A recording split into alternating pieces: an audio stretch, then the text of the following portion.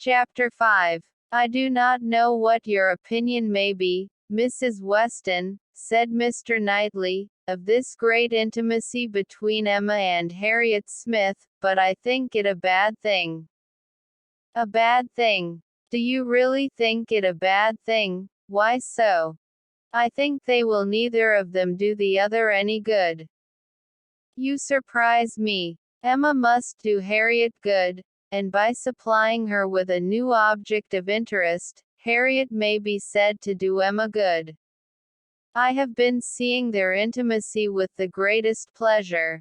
How very differently we feel, not think they will do each other any good. This will certainly be the beginning of one of our quarrels about Emma, Mr. Knightley. Perhaps you think I am come on purpose to quarrel with you, knowing Weston to be out, and that you must still fight your own battle. Mr. Weston would undoubtedly support me, if he were here, for he thinks exactly as I do on the subject. We were speaking of it only yesterday, and agreeing how fortunate it was for Emma, that there should be such a girl in Highbury for her to associate with. Mr. Knightley, I shall not allow you to be a fair judge in this case. You are so much used to live alone, that you do not know the value of a companion. And, perhaps no man can be a good judge of the comfort a woman feels in the society of one of her own sex, after being used to it all her life. I can imagine your objection to Harriet Smith. She is not the superior young woman which Emma's friend ought to be. But on the other hand, as Emma wants to see her better informed, it will be an inducement to her to read more herself. They will read together. She means it, I know. Emma has been meaning to read more ever since she was 12 years old. I have seen a great many lists of her drawing up at various times of books that she meant to read regularly through, and very good lists they were, very well chosen, and very neatly arranged, sometimes alphabetically, and sometimes by some other rule. The list she drew up when only 14, I remember thinking it did her judgment so much credit, that I preserved it some time. And I dare say she may have made out a very good list now. But I have done with expecting any course of steady reading from Emma. She will never submit to anything requiring industry and patience, and a subjection of the fancy to the understanding. Where Miss Taylor failed to stimulate, I may safely affirm that Harriet Smith will do nothing. You never could persuade her to read half so much as you wished. You know you could not. I dare say, replied Mrs. Weston, smiling, that I thought so then, but since we have parted, I can never remember Emma's omitting to do anything I wished. There is hardly any desiring to refresh such a memory as that, said Mr. Knightley, feelingly. And for a moment or two he had done. But I, he soon added, who have had no such charm thrown over my senses, must still see, hear, and remember. Emma is spoiled by being the cleverest of her family. At 10 years old, she had the misfortune of being able to answer questions which puzzled her sister at 17. She was always quick and assured, Isabella slow and diffident. And ever since she was 12, Emma has been mistress of the house and of you all. In her mother she lost the only person able to cope with her. She inherits her mother's talents, and must have been under subjection to her. I should have been sorry, Mr. Knightley, to be dependent on your recommendation, had I quitted Mr. Woodhouse's family and wanted another situation. I do not think you would have spoken a good word for me to anybody. I am sure you always thought me unfit for the office I held. Yes, said he, smiling. You are better placed here. Very fit for a wife, but not at all for a governess. But you were preparing yourself to be an excellent wife all the time you were at Hartfield. You might not give Emma such a complete education as your powers would seem to promise, but you were receiving a very good education from her, on the very material matrimonial point of submitting your own will, and doing as you were bid, and if Weston had asked me to recommend him a wife, I should certainly have named Miss Taylor. Thank you. There will be very little merit in making a good wife to such a man as Mr. Weston.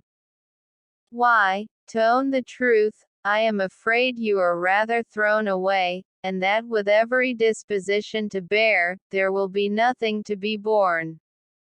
We will not despair, however. Weston may grow cross from the wantonness of comfort, or his son may plague him. I hope not that. It is not likely.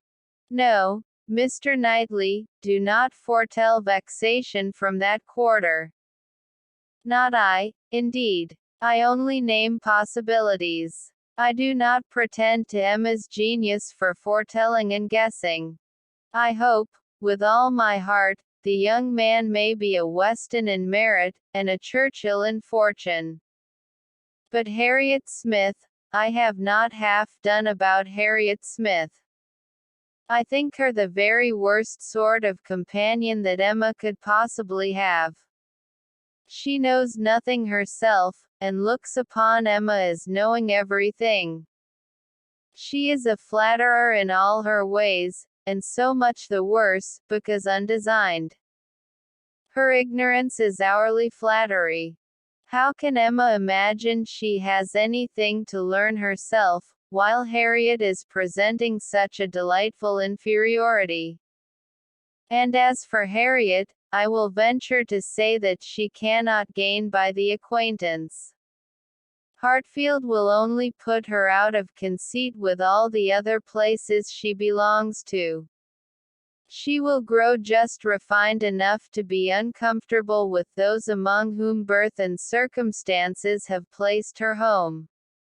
I am much mistaken if Emma's doctrines give any strength of mind, or tend at all to make a girl adapt herself rationally to the varieties of her situation in life. They only give a little polish. I either depend more upon Emma's good sense than you do, or am more anxious for her present comfort, for I cannot lament the acquaintance. How well she looked last night! Oh, you would rather talk of her person than her mind, would you? Very well, I shall not attempt to deny Emma's being pretty. Pretty. Say beautiful rather. Can you imagine anything nearer perfect beauty than Emma altogether, face and figure? I do not know what I could imagine, but I confess that I have seldom seen a face or figure more pleasing to me than hers. But I am a partial old friend. Such an eye, the true hazel eye, and so brilliant. Regular features, open countenance, with a complexion. Oh, what a bloom of full health, and such a pretty height and size, such a firm and upright figure. There is health, not merely in her bloom, but in her air, her head, her glance. One hears sometimes of a child being the picture of health. Now, Emma always gives me the idea of being the complete picture of grown-up health. She is loveliness itself. Mr. Knightley, is not she? I have not a fault to find with her person, he replied. I think her all you describe. I love to look at her, and I will add this praise, that I do not think her personally vain.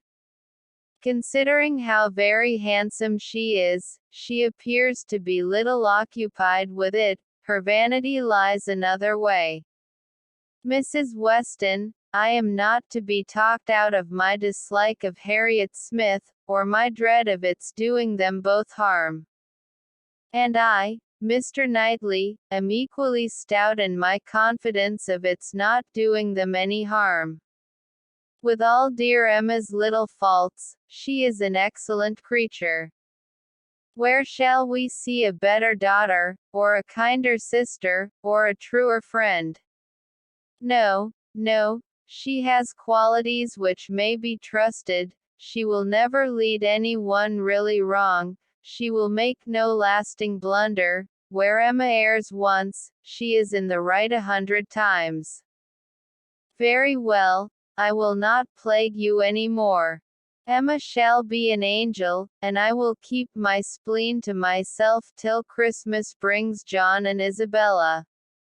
John loves Emma with a reasonable and therefore not a blind affection, and Isabella always thinks as he does, except when he is not quite frightened enough about the children. I am sure of having their opinions with me.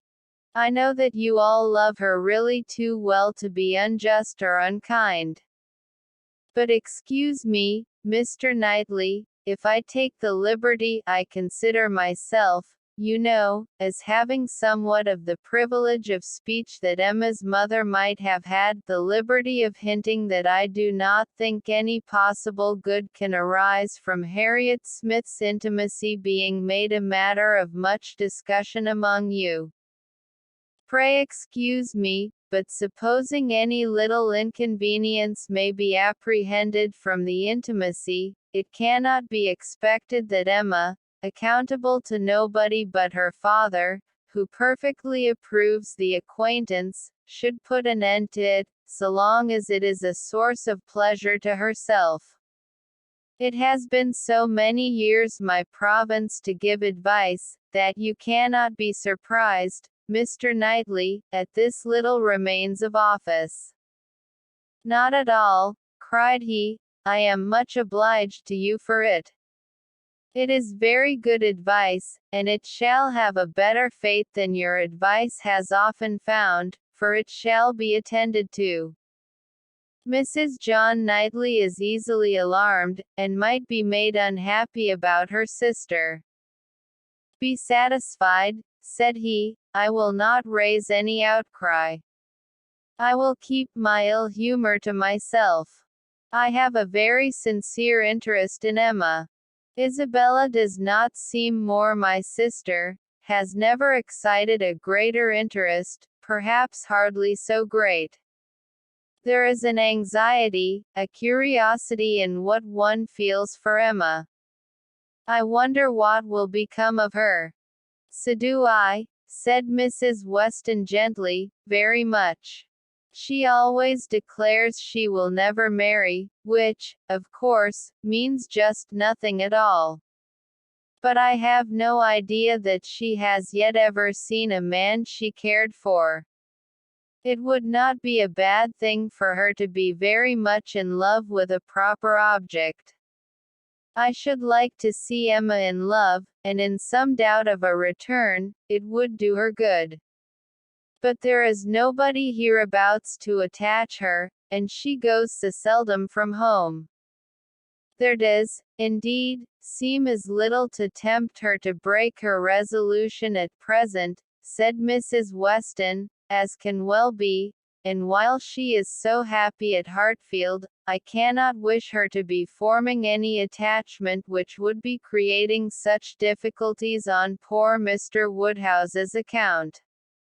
I do not recommend matrimony at present to Emma, though I mean no slight to the state, I assure you. Part of her meaning was to conceal some favorite thoughts of her own and Mr. Weston's on the subject, as much as possible. There were wishes at Randalls respecting Emma's destiny, but it was not desirable to have them suspected, and the quiet transition which Mr. Knightley soon afterwards made to, "What does Weston think of the weather? Shall we have rain?" convinced her that he had nothing more to say or surmise about Hartfield.